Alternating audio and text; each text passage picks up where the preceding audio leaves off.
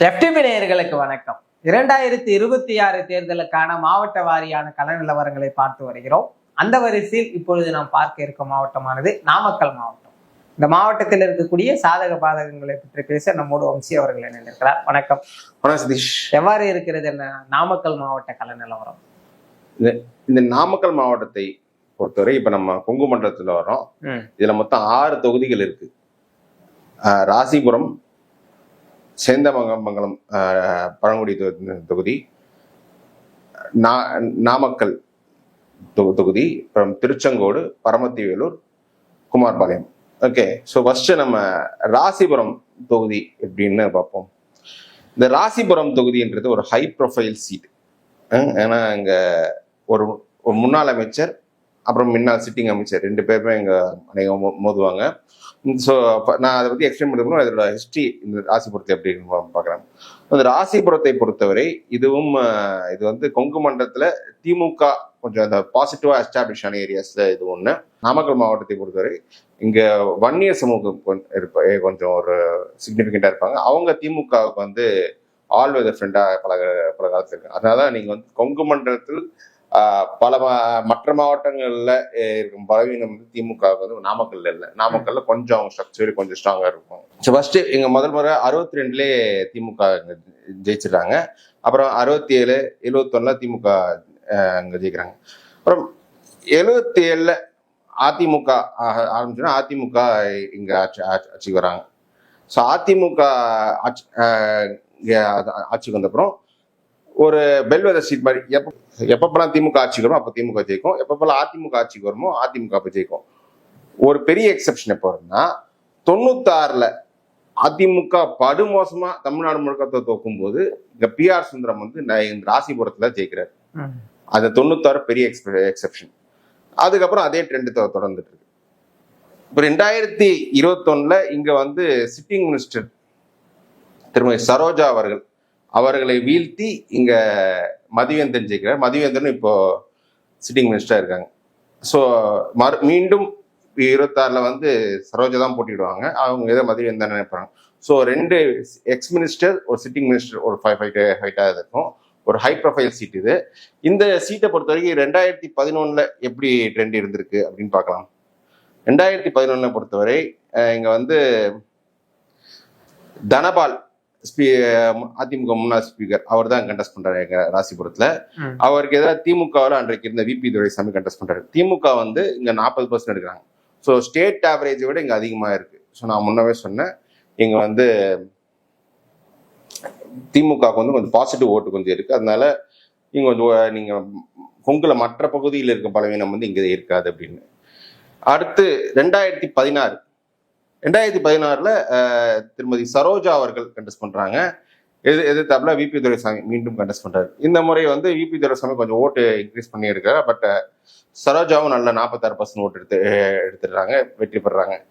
3வது இடத்துல பாமக அவங்க 3% ஓட்டு எடுத்துட்டு இருக்காங்க. VCK ஒரு 2% ஓட்டு எடுத்து இருக்காங்க.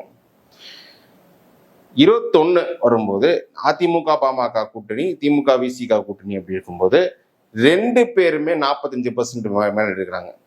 ஸோ கிட்டத்தட்ட 90% ஓட்டுன்றது இந்த 2 அணிகளுக்குள்ளேயே இருக்கு. அப்ப ரெண்டு ஒரு எக்ஸ் மினிஸ்டர் அப்புறம் ஒரு ஃபியூச்சர் மினிஸ்டர் ஆகக்கூடியவர் அவங்க 2 பேரும் அங்க இருக்காங்க. மதிவேந்தன் 46% ஓட்டு எடுத்துக்கிறாரு. 46.5. சரோஜா 45.5 ஓட்டு எடுத்து அவங்க 2000 ஓட்டு வித்தியாசத்துல அவங்க தோக்குறாங்க.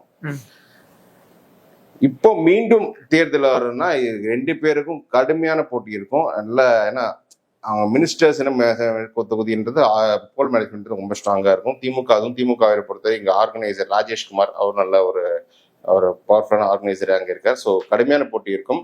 இதுல இப்ப நாம் தமிழர் வந்து 2016 ஃபர்ஸ்ட் கண்டெஸ்ட் பண்ணும்போது வெறும் 2000 ஓட்டு தான் இங்க எடுக்கிறாங்க. ஸோ 2000 ஓட்டு எடுத்த நாம் தமிழர் வந்து இப்போ 2021 11,000 ஓட்டு எடுக்கிறாங்க. ஸோ அந்த 10% கிட்டத்தட்ட ஒரு 500% ஜம்ப். 500% ஜம்ப் மட்டும் நடக்காம இருந்தா இந்த 11,000 ஓட்டுல பெரும்பகுதி அதிமுக போயிடும். அதிமுக ஜெயிச்சிருக்கும், சரோஜா ஜெயிச்சிருப்பாங்க.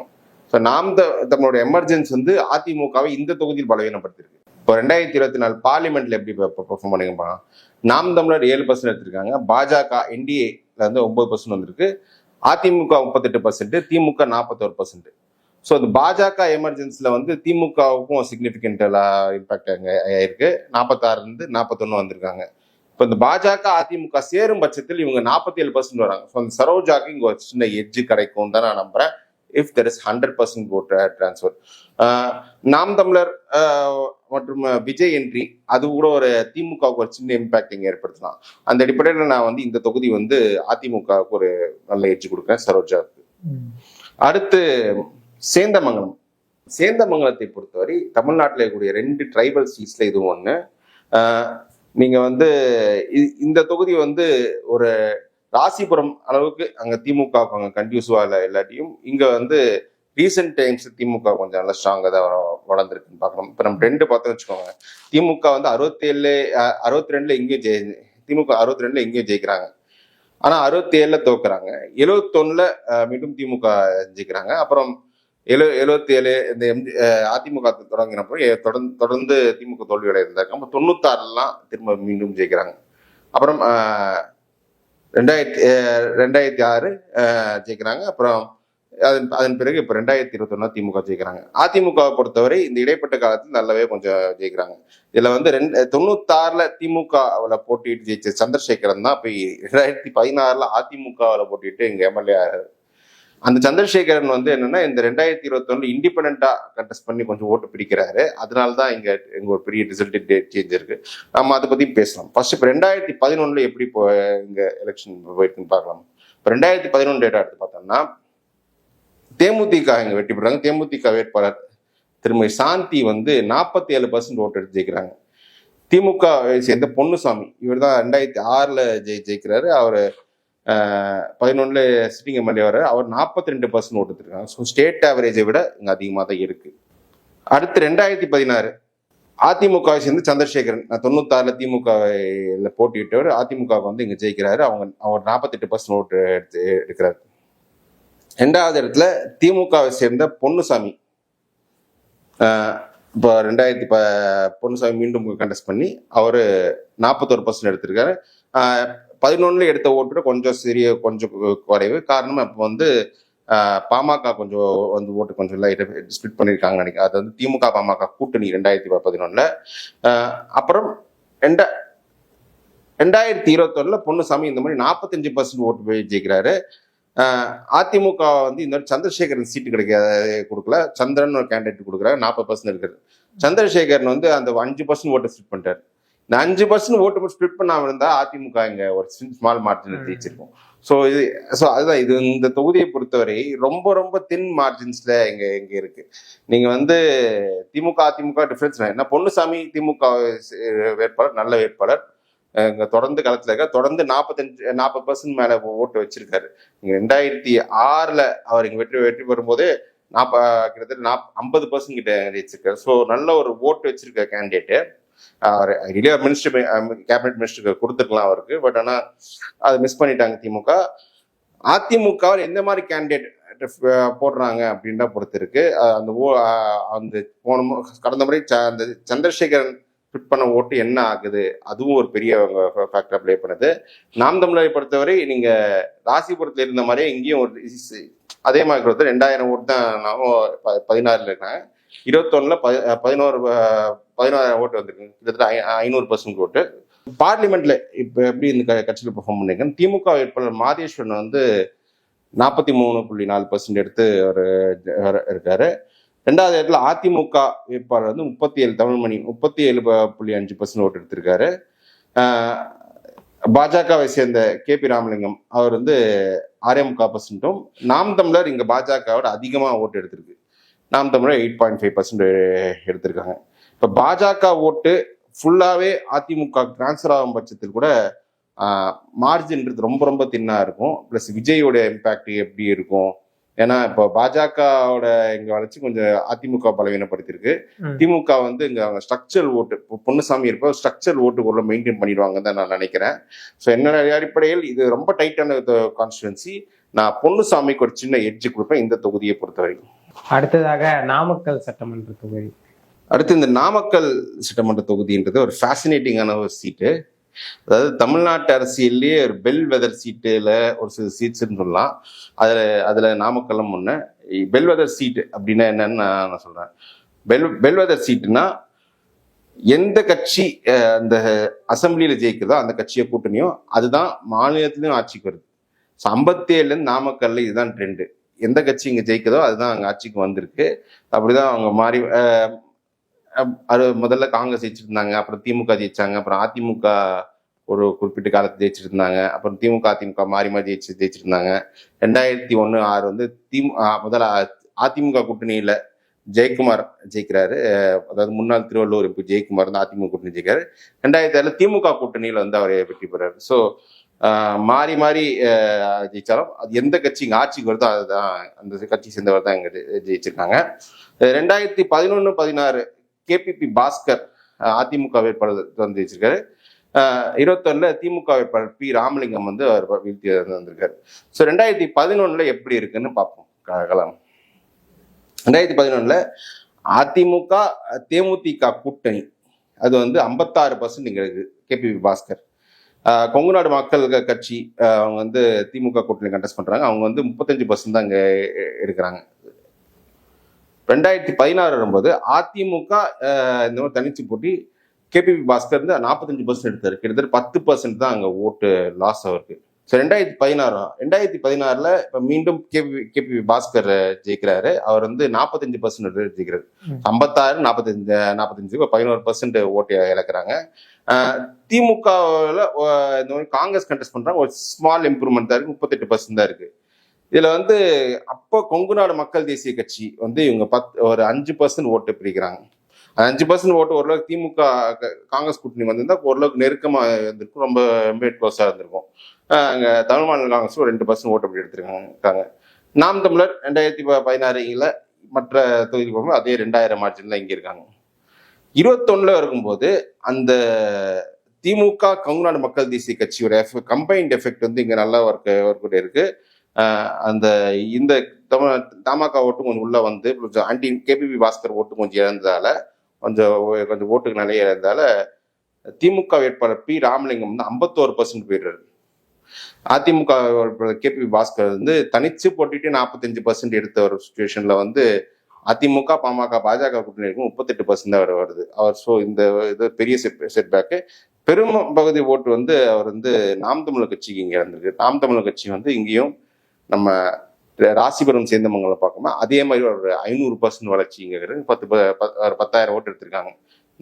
கிட்டத்தட்ட 5% ஓட்டு எடுத்திருக்காங்க. இதுல 2024 பார்லிமெண்ட் பொசிஷன் இங்க எப்படின்னு பார்த்தேன்னு வச்சுக்கோங்க. பிஜேபி சேர்ந்த கேபி ராமலிங்கம் வந்து 9.5% ஓட்டு எடுத்திருக்காரு. திமுகவை சேர்ந்த மாதீஸ்வரன் 41% எடுத்திருக்காரு. அதிமுகவை சேர்ந்த தமிழ்மணி வந்து 35% எடுத்திருக்காங்க. நாம் தமிழ் வேட்பாளர் கனிமொழி அதே மாதிரி ஒரு அந்த 10,000 இன்னொரு 5,000 ஓட்டு இன்க்ரீஸ் பண்ணி கொஞ்சம் இங்க கிட்டத்தட்ட அவங்களும் 9% ஓட்டு எடுத்திருக்காங்க. ஸோ என்னை பொறுத்தவரை இந்த தொகுதி என்பது நம்ம கெமிஸ்ட்ரி எப்படி ஒர்க் அவுட் ஆகுது அப்படின்றத மெயினா பார்க்கணும். இதுல கண்டிப்பா எனக்கு தெரிஞ்சு பி ராமலிங்கமும் கேபிபி பாஸ்கரும் தான் மீண்டும் கண்டெஸ்ட் பண்ணாங்க. நான் வந்து 2016 எடுத்த பாஜக ஓட்டு வந்து கேபிபி பாஸ்கர் டிரான்ஸ்ஃபர் ஆகலை, அந்த ஆங்கிள் சொல்றேன். அப்படி இருக்கும்போது 2024 எடுத்த ஓட்டும் எனக்கு டிரான்ஸ்ஃபர் ஆகுமா அப்படின்னு சந்தேகம் தான். ஆன்டி இன்கம்பன்சி ஃபேக்டர்ஸ் என்னதான் இருந்தாலும் எனக்கு அந்த 9% ஓட்டும் ஃபுல்லா டிரான்ஸ்ஃபர் ஆகுமா அப்படின்றது தெரியல. திமுகவும் கொஞ்சம் அவங்க கொஞ்சம் மாதீஸ்வரன் கொஞ்சம் ஒர்க் அவுட் பண்ணி கொஞ்சம் அந்த ஓட் ரீட்டைன் பண்ணிட்டாங்க. அதாவது கேபிபி திமுக சேர்ந்த பி ராமலிங்கம் கூட அவர் கொஞ்சம் லோக்கல்ல கொஞ்சம் நல்ல கொஞ்சம் செல்வாக்கான வேட்பாளராக இருக்காரு. அவர் கொஞ்சம் ஓட்டை ரீட்டைன் பண்ணா கூட கொஞ்சம் நெக் டு நெக்கா வரும். எனக்கு தெரிஞ்சு இந்த ஓட் டிரான்ஸ்ஃபரிங் இங்க இந்த 2016-21 ட்ரெண்டை பார்க்கும்போது vote transfer BJP to ADMK ஒழுங்காகுமா அப்படின்ற சந்தேகமா இருக்கும் பட்சத்தில் நான் வந்து ஒரு சின்ன எட்ஜ் வந்து திமுகவுக்கு இந்த தொகுதியில் நான் கொடுக்குறேன். அடுத்து வந்து இந்த பரமத்தி வேலூர் சட்டமன்ற தொகுதி. இந்த தொகுதி வந்து 2008 டீலிமிட்டேஷனுக்கு அப்புறம் தான் உருவாக்குறாங்க. அதுல ஃபர்ஸ்ட் எலெக்ஷன் 11 எலெக்ஷன். அதுல வந்து யூத் அணியரசு கொங்கு நாடு மக்கள் இளைஞர் பேரவை கட்சி நடத்திட்டு இருக்காருல அவர் வந்து ஜெயிக்கிறாரு. இங்க 11 ஜெயிக்கிறாரு. அப்புறம் 16ல் திமுக ஜெயிக்கிறாங்க. திமுக இப்போ எதிர்கட்சியாக இருக்கும் ஜெயிக்கிறாங்க. 21ல் ஆளுங்கட்சியா வரும்போது திமுக தோக்குறாங்க, அதிமுக ஜெயிக்கிறாங்க. ஸோ அந்த அளவுக்கு ஒரு ஒரு வித்தியாசமான தொகுதி அது இது இருக்கு. இப்போ 2011 எடுத்துட்டு வச்சுக்கோங்க, தனியரசு வந்து இங்க 54% ஓட்டு தெரிஞ்சுக்கிறாங்க அதிமுக தேமுதிக கூட்டணியில. திமுக சார்பா அப்போ அந்த தொகுதியில பாமக போட்டிடுறாங்க, அவங்க 34% ஓட்டு எடுக்கிறாங்க. அடுத்து 16ல் ரொம்ப நெக் டு நெக் ஃபைட்டு. திமுக சேர்ந்த KS மூர்த்தி வந்து 42% ஓட்டு எடுத்து இங்க ஜெயிக்கிறாரு. அவர் ரொம்பவே க்ளோஸ், ஒரு 1000 ஓட்டு வித்தியாசத்துல அதிமுக வேட்பாளர் ராஜேந்திரன் தோக்குறாரு. தேமுதிக வந்து நான் ஒரு 3.5% ஓட்டு எடுத்திருக்காங்க. கொங்கு நாடு மக்கள் தேசிய கட்சி 3% எடுத்திருக்காங்க. ஸோ ஐட்லி திமுகவும் கொங்கு நாடு மக்கள் தேசிய கட்சி சேர்ப்போம் 45% இங்க வரணும். ஆனா இங்க வரல. அதே 42% தான் 21ல் 2022 ரிசல்ட் எடுத்து பார்த்தோம்னா KS மூர்த்தி வந்து கிட்டத்தட்ட 42-43% அவர் தான் எடுத்திருக்காரு. கொங்கு நாடு மக்கள் தேசிய கட்சி ஓட்டு வந்து இங்க டிரான்ஸ்பர் ஆகல. அதிமுக அது வந்து மாறாக அதிமுக வேட்பாளர் திரு சேகருக்கு டிரான்ஸ்பர், அவர் 47% ஓட்டு எடுத்துறாரு. அதனால எங்க வெற்றியும் இங்க வந்து நீங்க நாம் தமிழர் கட்சியுடைய பர்ஃபார்மன்ஸ் பார்த்தோம்னா கிட்டத்தட்ட மற்ற இந்த தொகுதியில் பார்த்த மாதிரி தான். இவங்க வந்து 2000 ஓட்டு 16ல் தாண்டல. ஆனா நீங்க வந்து 21ல் 11,000 ஓட்டு எடுத்துடுறாங்க. ஸோ அவர் நாம் தமிழர் ட்ரெண்ட் வந்து நம்ம இது வரைக்கும் பார்க்கறது வரை எல்லா தொகுதியிலுமே அந்த லோக்சபா அந்த டிஸ்ட்ரிக்ட் செக்மெண்ட் ஃபுல்லாவே ஒரே மாதிரி தான் இருக்கு. இங்கேயும் அப்படித்தான் இருக்கு. 2024 பொசிஷனை பொறுத்தவரை இங்க வந்து அதிமுகவுக்கு லீடு இருக்கு. 41% அதிமுக அங்க லீட் பண்றாங்க. திமுக வேட்பாளர் மாதேஸ்வரன் 37% எடுத்திருக்காங்க. இது இல்லாமல் பாஜக KP ராமலிங்க 8% ஓட்டு இருக்கு. நாம் தமிழருக்கு 8.25% ஓட்டு இருக்கு. ஸோ அந்த அடிப்படையில் பார்க்கும்போது இங்க அதிமுக வந்து ரொம்பவே கம்ஃபர்டபுளா இருக்காங்க. இங்க வந்து இந்த தொகுதி தக்க வச்சுக்கிற பொசிஷன் தான் அங்க இருக்காங்க. அன்லஸ் சரண்டில் ஏதோ ஒரு அந்த கேண்டிடேட் மீது திருப்தி இல்லாத வரை அதிமுக இங்க தக்க வைக்கிற பொசிஷன் தான் பரமத்தியூர்ல இருக்காங்க. அடுத்ததா திருச்செங்கோடு சட்டமன்ற தொகுதி, அங்க நிலவரம் எவ்வாறு இருக்கு? திருச்செங்கோடு சட்டமன்ற தொகுதியை பொறுத்தவரை இங்க வந்து கொங்கு நாடு மக்கள் தேசிய கட்சி தலைவர் ஈஸ்வரன் கண்டெஸ்ட் பண்றாரு. அவர் இந்த மாதிரி ஜெயிப்பாரா இல்லையான்னு பார்க்கறதுக்கு முன்னாடி ஃபர்ஸ்ட் இங்க திருச்செங்கோடோட ட்ரெண்ட் எப்படி இருக்கு அப்படின்னு பார்ப்போம். திருச்செங்கோடை பொறுத்தவரை இதுவும் ஒரு என்ன சொல்றது, ஒரு பெல்வெதர் கான்ஸ்டிடுவன்சி மாதிரி தான் இது இருந்திருக்கு. தொடர்ந்து எந்த கட்சி மாநிலத்தில் ஆட்சியோ அந்த கட்சி தான் இங்க வெற்றி பெற்றிருக்கு.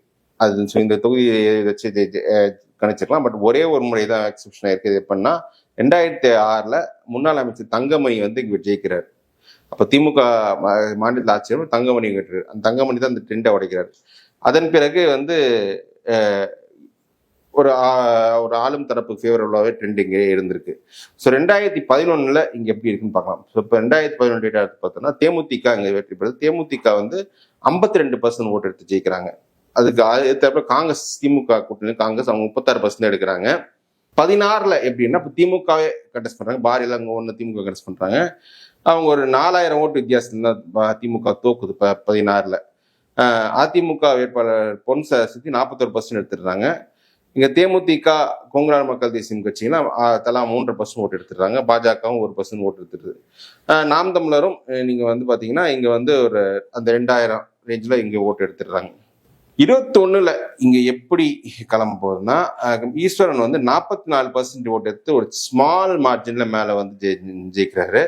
அதிமுக பொன் சரஸ்வதி அவங்களும் கொஞ்சம் போன வாட்டியோட கொஞ்சம் இன்க்ரீஸ் பண்ணிருக்காங்க. பட் அதான் ஈஸ்வரன் கண்டெஸ்ட் பண்றதால திமுக டு கொங்கு நாடு மக்கள் தேசிய கட்சி ஆக்சுவலி திமுக சிம்பிள் தான் கண்டெஸ்ட் பண்றாரு. அந்த 100% ஓட் டிரான்ஸ்பர் தான் அவருக்கு வந்துடுது.